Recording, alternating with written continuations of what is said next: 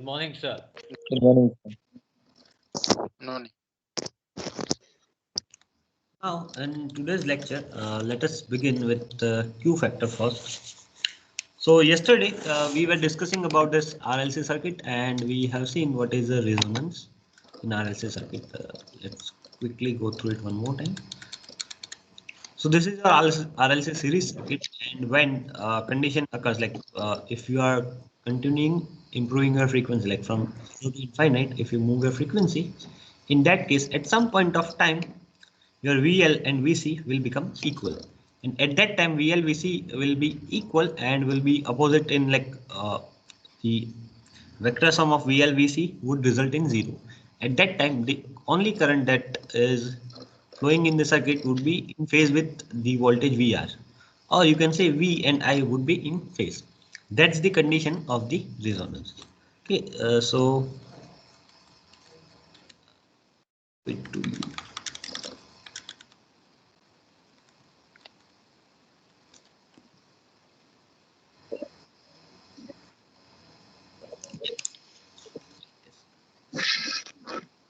when resonance occurs, at that time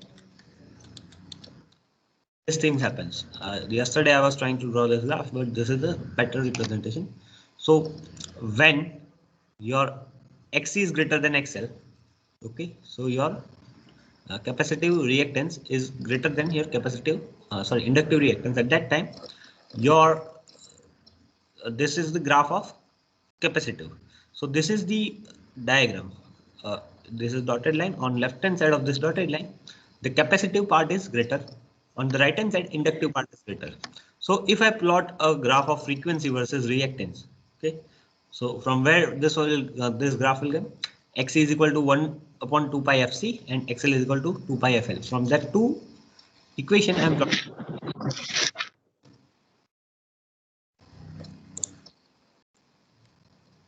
From that I am drawing this graph. So basically at some point of time when my X is continuously going to decrease and XL is continuously going to increase, at some point my XL and XC values will be equal. As this value will be equal, the voltage drop of due to XL and XC would be equal. So I can say IXL is equal to IXC and VL is equal to VC. Now as we know, the voltage would be leading in one case and lagging in the other case. The equivalent or the vector sum of VL and VC would result in 0, and at that time we can say the circuit is in resonance mode. And you can also calculate the resonant frequency using this equation. Omega R is equal to under root LC. The applications of this resonance is a band pass filter.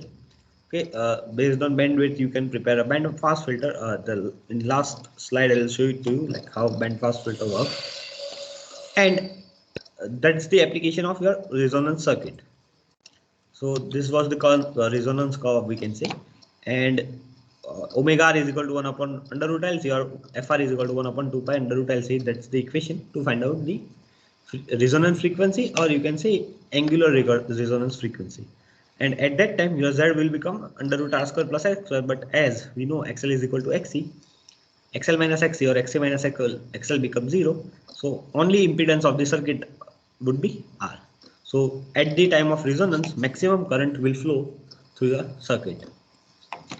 The impedance becomes minimum and equals R, and the current becomes maximum at the point of resonance. Okay. Now let's first see a new term, that is Q factor. It is related to resonance. When resonance occurs, the quality of resonance can be found out using Q factor. So the ratio of VL to V. Okay, VL is the voltage across inductive element to the ratio of total V. Okay, the V RMS value, like supply voltage. The ratio of that two is measure of quality of series resonance. Okay, but when to measure it? When circuit is in resonance. When circuit is in resonance, at that time VL to V ratio or VC to V ratio, because VL and VC would be same in that case. So this ratio will give you the quality of a series resonance circuit. How good the resonance occurring in the circuit. Okay, I'll show it with a graph like what will change if Q factor changes. So Q factor is XL by R, or you can say omega, like how it becomes XL by R. So IXL divided by IR. I will cancel out, so I can say XL by R, or omega R into L divided by R. Or same way, if you talk about capacitive, in terms of capacitive, my VC is equal to IXC, but we know XC is equal to 1 upon omega C. So C here R is always there, because what we are measuring when we are calculating Q factor, at that time we consider circuit at resonance. That's in definition, at resonance. Okay, so you have to calculate rather than 2 pi FL or omega L, you will take omega RL or 2 pi FRL. Frequency as resonance you have to consider when you are calculating Q factor. So the Q factor of an RLC series circuit is given below, and how you can find out this. Okay. But what's the importance of the Q factor? That's the main point. So see, as your Q factor changes, your capacity of circuit to pass the current will change. Okay, so you can say this: when your Q is 1, at that time the response of frequency to current would be like this. Initially current will start to increase. When resonance occurs, this is the point of resonance, this is a maximum point. Okay, this is the point of resonance, but you can see the current at the resonance and at any other point is almost near to each other. So we can say it is a bad resonance, or the resonance quality is not so good. But when Q becomes 2, at that time the frequency response changes, and now you can say at resonance frequency the current passing would be much more higher at like compared to any other point. Okay, and when Q is 10, you can see the current is like current improves rapidly at the resonance. So what does this mean? The higher the Q factor, the narrower the bandwidth would be. What is a bandwidth now? The next question would, if I say a bandwidth, what is a bandwidth? So bandwidth is, let us first go to bandwidth. Bandwidth of resonance circuit. What is the bandwidth? Bandwidth of a circuit is given by band of frequencies. Band of frequencies means a resonance frequency is a signal frequency. Okay. A resonance frequency is a single frequency. Which is that frequency?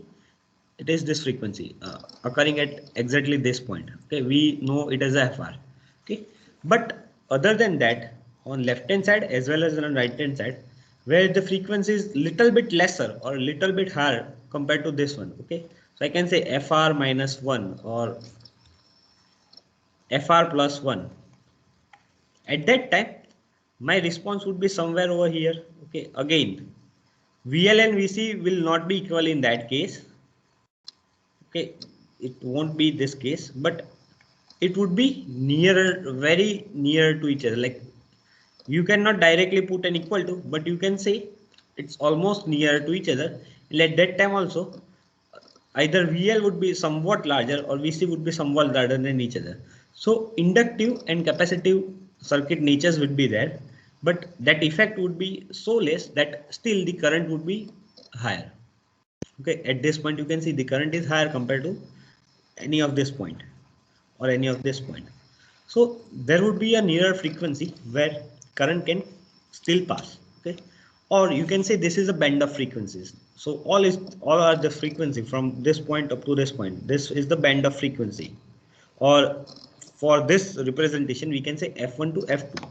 That are the band of frequencies at which my current passing through the circuit would be higher compared to any other point of time.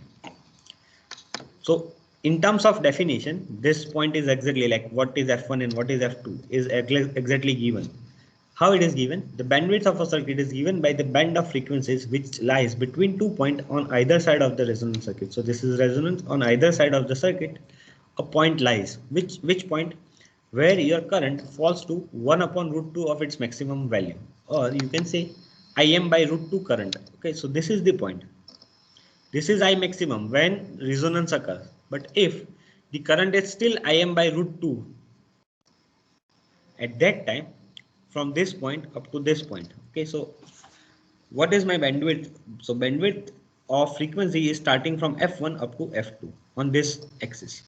Okay, don't see a bandwidth like this. Okay, this is not a bandwidth. This is a bandwidth. Bandwidth of frequency. So this is my actual resonant frequency and these are the frequencies which are nearer to bandwidth. So yesterday I have given you an example, like for an FM, we listen to 98.3 FM, but actually the broadcasting is done in the band of frequency. Okay, so either side of 98.3, you might heard a little bit of song. Like try this once around 98.3. If you go to 98.2, it is possible part of the song you will be able to hear. So whenever this kind of thing occurs, so this is just not a single frequency, but it's a band of frequency. So it band might be 98.1 to 98.2. Sorry, not 2, 4 or 5. That would be the range of band where you can have the effect of resonance. Okay, what I'm saying is effect of resonance, like effect like resonance.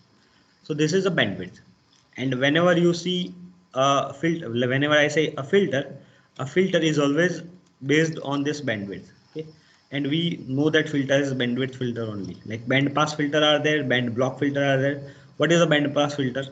Band pass filter would be a filter which will pass some particular frequency. In case of this example, that filter will pass 98.1 to 98.5 of frequencies band. Okay, the greatest result obviously would be at 98.3 exactly, but it will let these frequencies pass, because it is not at all possible to build a filter which only pass 98.3. If you want to do that, what you have to do is you have to have a graph like this, with very sharp edge like this. Is it possible to achieve this kind of graph? I'll say yes, it is possible. How? Improve your Q factor, and we know how to improve a Q factor. Okay, how to improve a Q factor? To improve this Q factor, we first have to understand this relation between what is a Q factor. So Q factor is basically VL by V. We just have seen it over here. It is VL by V or VC by V. Now, if I put the value of VL, it would be IMXL upon IMR. Okay, I'll cancel out IM, XL by R or XC by R in case of capacitive effect if I consider.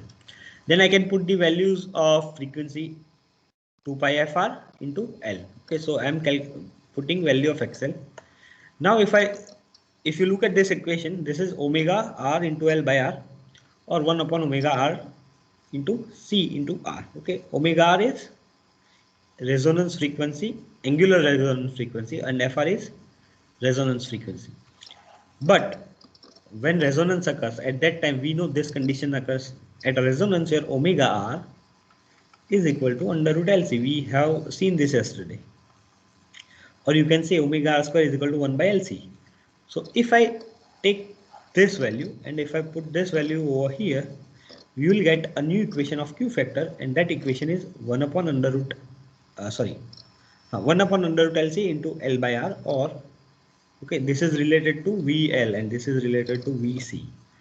So this equation omega R into L into R will become 1 upon under root LC into LR, and if I simplify this, it will become 1 by R under root LC. Same way in capacitance side. So if I consider this one, at that time my equation will become under root LC divided by CR, and again it will become same. So the Q factor, either you derived from VR or VC, you will get the same value.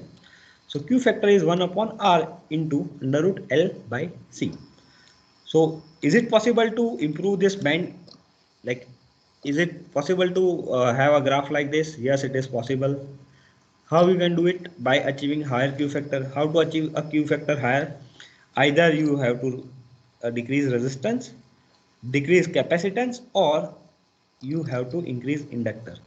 Now capacitor and resistance values of this circuit would be always low compared to this inductor. So only option available is improving inductor. Now if you want to improve this inductor, or if you increase value of inductor, you have to actually wound more number of coil, and if you wound more number of coil, like more number of turns on the coil, the space required to occupy this number of turns would be higher. So depending on that factor, we always limit at some point and we do not go for very high Q factor, but we'll limit at some point. This is just for example. I am not going to discuss like what is the range, what is the best Q factor. We are not discussing that. It is just to explain what is the Q factor. So higher the Q factor, the better curve you will get of your frequency response. See, this is the same curve that I have showed you. That's the same curve. So you can see the effect is very less, and here they bend. If I put Im by root 2 of this 100, okay, if I say this is 100 and I put the value, let's put the value and see the response. Okay, 100 divided by root 2 is 1.41, so I am roughly putting 1.41 is 17.92. Okay, so somewhere here my frequency band would be somewhere limited to here. It's around 17. Now you can see what's the range of frequency. Band is very narrow, you can see now. Okay, so if a Q factor is higher, band would be narrow. Now let's take example of this one, 50. So 50 divided by 1.41, 35.46. I can say 35.46 would be somewhere over here. And now if you see, this band is larger than the with the better Q. Okay, so if your Q is better, you can have a bandwidth, very narrow bandwidth. Okay, so this is that point. A high Q resonance circuit has a narrow bandwidth as compared to a low Q. And if I consider here, it would be like very large band. Okay, it will result somewhere here from here. So as you improve your Q, you can improve your bandwidth. Okay, so this is all about your resonance and like how resonance occur, how good the resonance is. That depends on the Q factor and what is the bandwidth. Okay, chapter 6 is completed here, but there should be, yeah. Here is the one example related to your Q factor and bandwidth. Let's quickly go through it. R, L, and C is given. Applied voltage is 230 volt at resonance frequency. Calculate the resonant frequency, the current in the circuit, and voltage across the each element of the resonance. So first of all, we are going to find out resonance frequency. We know the equation, okay? 1 upon under root LC or 1 upon 2 pi under root LC. As frequency is asked, we will go with 1 upon 2 pi under root LC. I'm directly going to put value of L and C. Okay, keep that in mind. This is not XL and XC. This is directly L and C itself. So I'm going to put this L and C and I'll get a resonance frequency. That is 1591.55 Hertz. The next question is the current in the circuit and voltage across each element at resonance. When resonance occurs, at that time, what is the value of current and voltage? So we know that the current at resonance would be V by Z, where Z is equal to R. So we can calculate this current at resonance directly. Okay, it should be Z here, but why it is not Z? Because at resonance XL and XC is equal, it will cancel out each other. That's why only impedance of the circuit is R. So at resonance I is equal to V by R, though it is a AC circuit, RLC circuit, but at resonance this relation will change. So we'll get value of I. Once you get the value of I, you can easily get VL, VC and V. Okay, how you are going to get that value? We know that VL is equal to I into XL and VC is equal to I into XC. So first you have to find out XL and XC. So we are going to find out XL and XC, and then I'm going to use these values in this relations, and I'll get VR, VL and VC. VR is very easy. We have the current, we know the voltage, we know the resistance, we have the current. So again we'll get 230 volt only. Okay, and here VL and VC is 2300 volt and VC is 2300 volt, but this would be negative, like the vector would be opposite to each other. That's why this two will cancel out each other, and the only voltage appearing across resistance is the same, that is supplied by circuit. See, the 230 volt is same is this one. And Q factor you can calculate it with ease, 1 by R under root LC. Okay. Now there should be an error here, something is missing. The value of inductor is 10 to minus 2 and 10 to minus 6. Okay, 10 to minus 2, this values are minus 2 and minus 6. Okay, keep that in mind. 10 to minus 2 and 10 to minus 6. So we'll get 10 to 4. Under root of 10 to 4 is 100 and 100 divided by 10. You will get 10. Answer is correct. No issue in that. But this is minus 2 and minus 6. Keep that in mind. It is not visible. That's the only issue. Okay, so this is how you can calculate a Q factor. So this is a good resonance circuit. The design of this circuit is very good. So if you want to change a Q factor, you are going to directly change the value of L and C itself. And the bandwidth. So you can calculate the bandwidth directly using your frequency and Q. So FR by Q will get you bandwidth. So here the bandwidth is 159.15 Hertz. Okay, so this is the band of frequencies. So from resonance frequency, like how a band represented. See, this is my resonance frequency. 1591 is my resonance frequency. Okay, so 1591 is my resonance frequency. Now where my band lies from both of sides, like both side of this.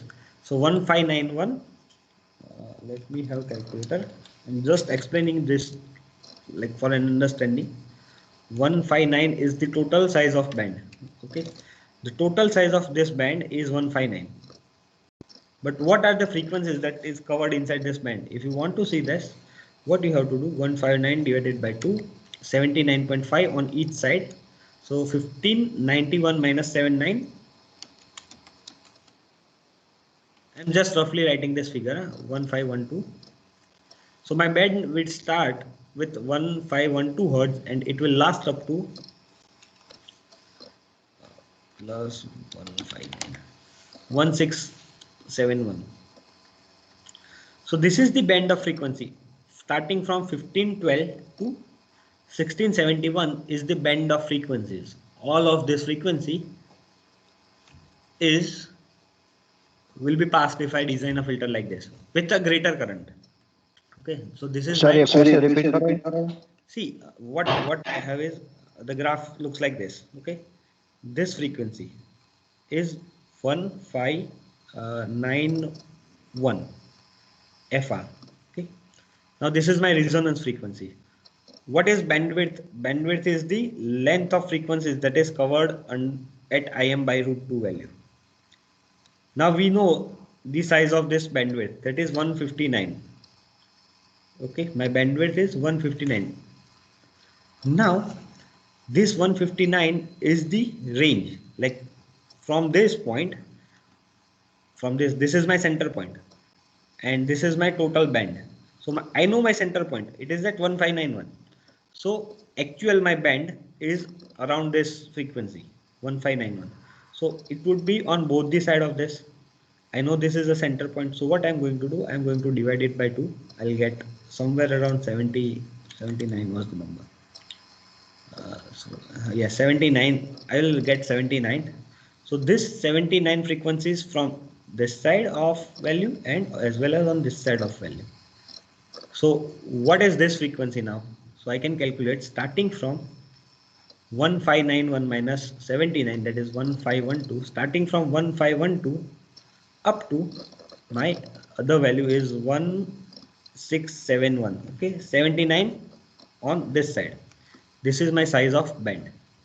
So starting from this value up to this value, my band lasts. But what's the width?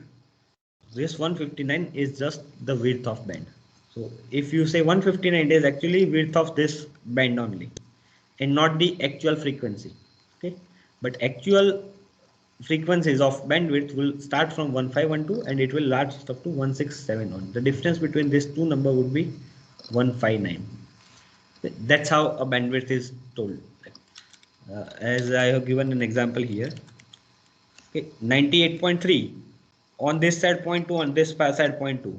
So my band is starting from 981 and my band end at 985. But what is my bandwidth? My bandwidth is 985. 98.5 minus 98.1. So my bandwidth is 0.4 here. That's the thing. This is the bandwidth. This length only. Okay. And actually frequencies are different. These values would be different. This is only difference between the final values. Difference between these final values only. That's my band. Size of my band. Okay. This is not at all related to this your examination. Huh? This is just for your understanding. In your examination, you will be end up with this bandwidth. You just have to write this number. That's all. You do not have to calculate the actual frequencies. Clear? Okay. Here chapter ends. This is for your homework. So have a screenshot of this, and I already have uploaded the PDF of this chapter, so you can have that from there as well. Okay. So unit 6 is completed here. If you have any question in unit 6, you can ask.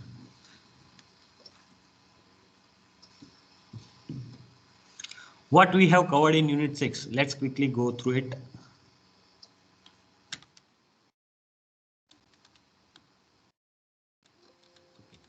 So we had started with RL series circuit. What is actually we had started with pure inductive circuit, but that's for your understanding. It is exam point of view, we are not going to cover that.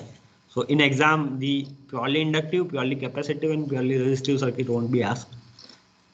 This circuits might ask, like RL series circuit or RC or RLC series circuit might be there in exam. Like it will be part of the course, but purely inductive, purely capacitive, and purely resistive circuit that I have covered was just for your understanding, like how that phasor goes 90° behind or 90° ahead of voltage or current.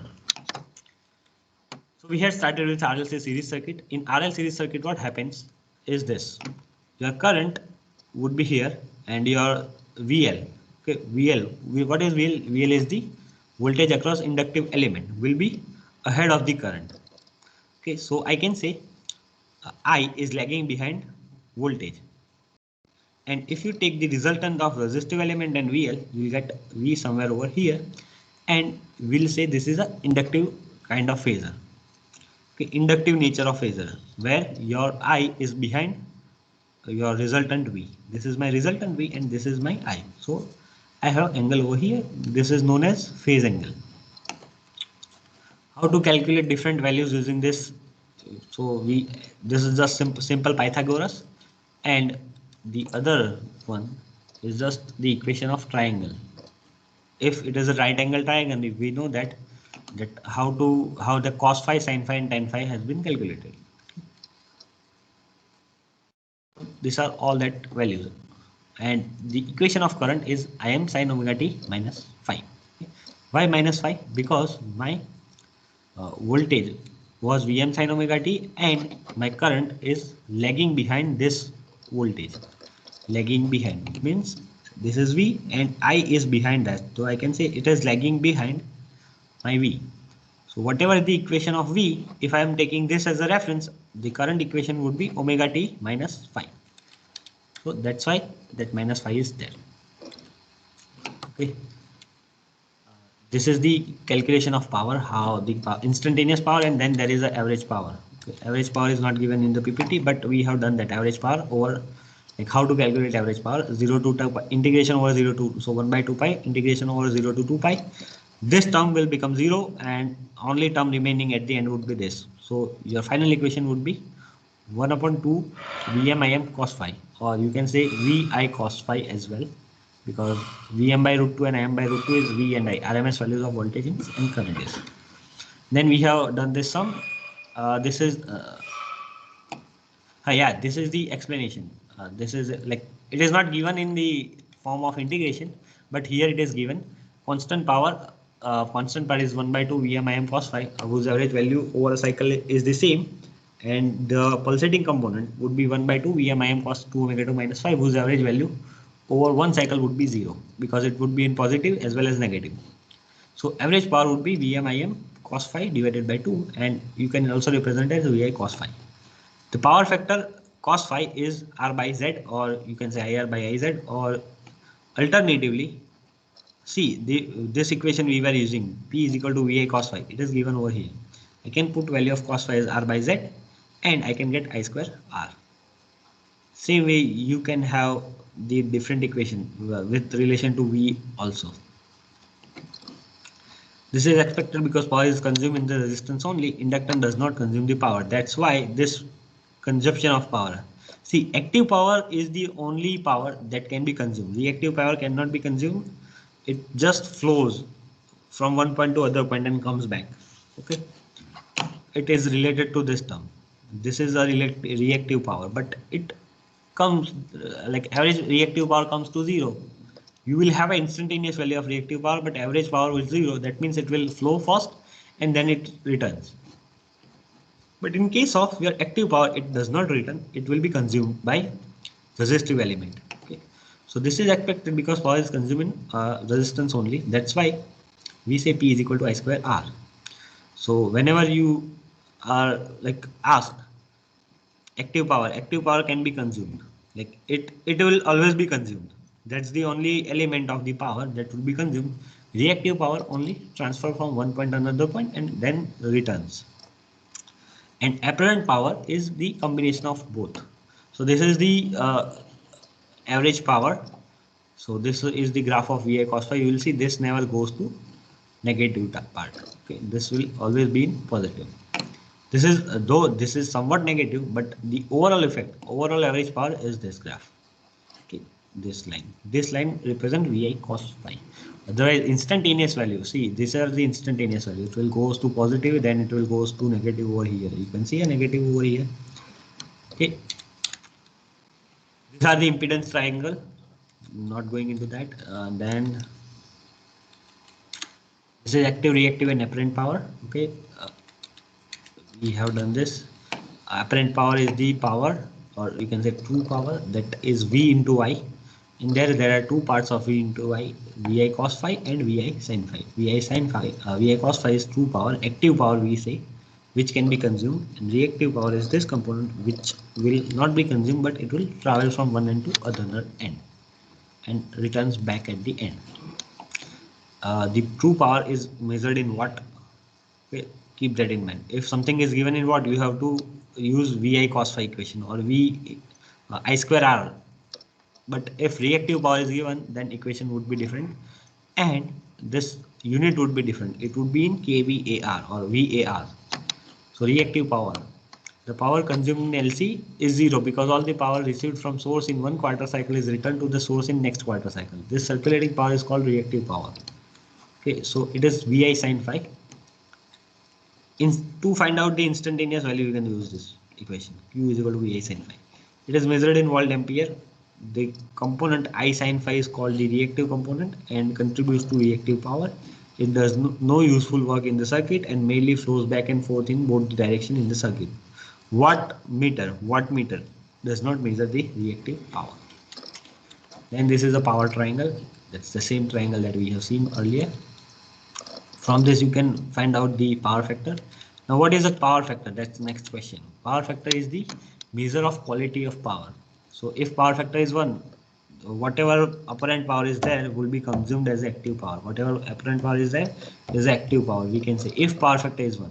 If power factor is below that, like the lesser the value of power factor, the more the reactive component present in the power.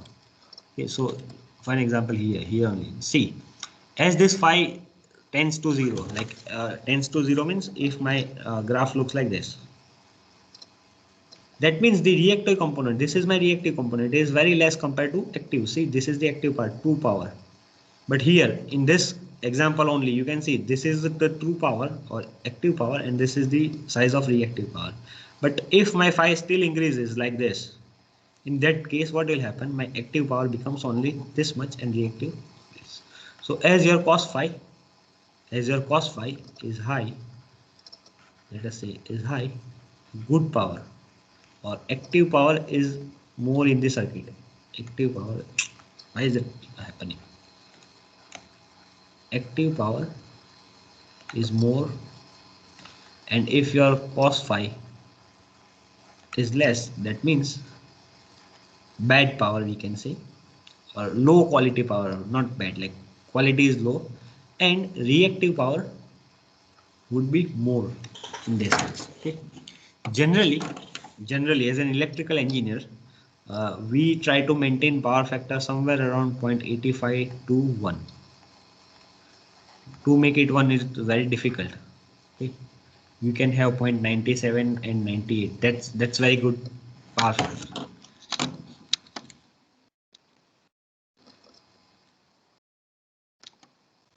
It is usual practice to attach the word lagging or leading with the numerical value of the power factor to signify whether the current lags or leads voltage. Thus, if a circuit has power factor of 0.5 and the current lags the voltage, we generally write PF as 0.5 lagging. This term we have seen at point. Sometimes power factor is expressed as percentage also. Okay, it may be like this 80%. If it is 0.8, we can say 80% lagging. Now, significance of power factor. See, what I have explained is this, that using a triangle, active power and reactive power relation. Okay, and this is an example.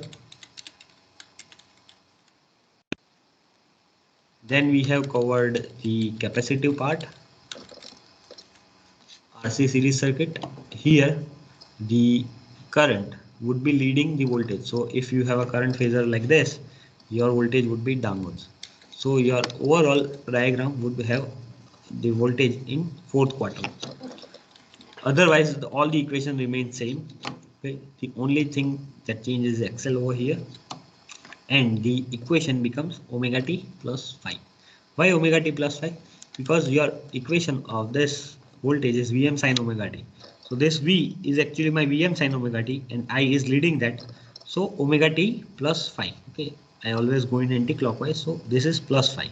If something is on this side, then I have to subtract it, but it is on this side. So it is plus phi. That's why I is equal to M sin omega t plus phi. Then this is a power factor of that R by Z again, but Z value would be different here. Z would be under root R square plus X square. Then examples. Now here everything is not covered in the detail, okay, like average power and everything, but it remains same. Still the average power will be VI cos phi, or you can say VM IM by 2 cos phi. Okay, this is the example. Then we have covered RLC series circuit, in which there are two scenarios. One scenario where your inductive voltage would be higher than your capacitive voltage. So see, this is my VL up to A to B. This is my VC. So overall vector would be here, like this is my VR, then this is VL, and then I will put VC like this on opposite side. So at this point I will get VL minus VC. This is the point where I am having my actual vector V. So this is V and this is I. But as VL was larger, this would be end up in first quarter. If your capacitive voltage would be higher, in that case you will end up in the fourth quarter again. So these are the equation of that current and voltage. Here also you will get power is equal to VI cos phi. So throughout this chapter you will get VI cos phi power, or Vm by 2 Im cos phi as the current. So in these three different cases are there, and in one case it is positive, one case is negative, and third case is 0. When it becomes 0, that means VL is equal to VC, or XL is equal to XC.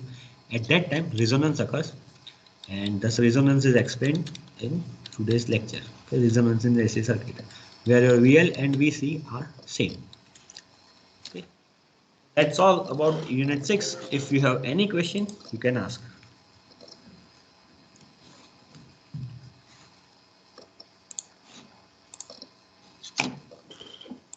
Okay.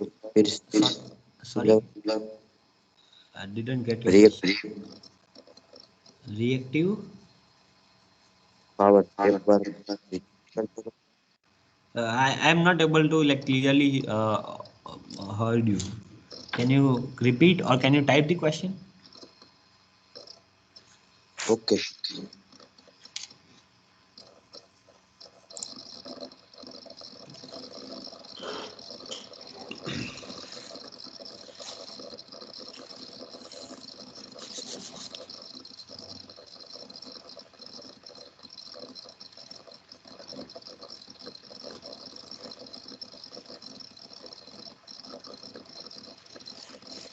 Hello Yeah. Sir Yes, go ahead. Sir वो series में वो impedance वाला और वो इस chapter में नहीं आएगा? सीरीज में इम्पीडेंस मतलब वो Z1 Z2 Z3 सीरीज में है, पैरेलल में, उसका मतलब क्या होता है, मतलब equivalent? No, we'll not covering that part. This is the only thing that you are going to learn in your RC Like in your series circuit chapter, like AC circuits chapter, we had skipped the parallel part. For specifically computer, IT, EC, and the CSE, computer science engineering, that the faculty from the other department has decided. Depth of this much knowledge is not at all related to this specifically brand. Just give them a general overview. That's why we are skipping that part. Reactive power. Okay, sir.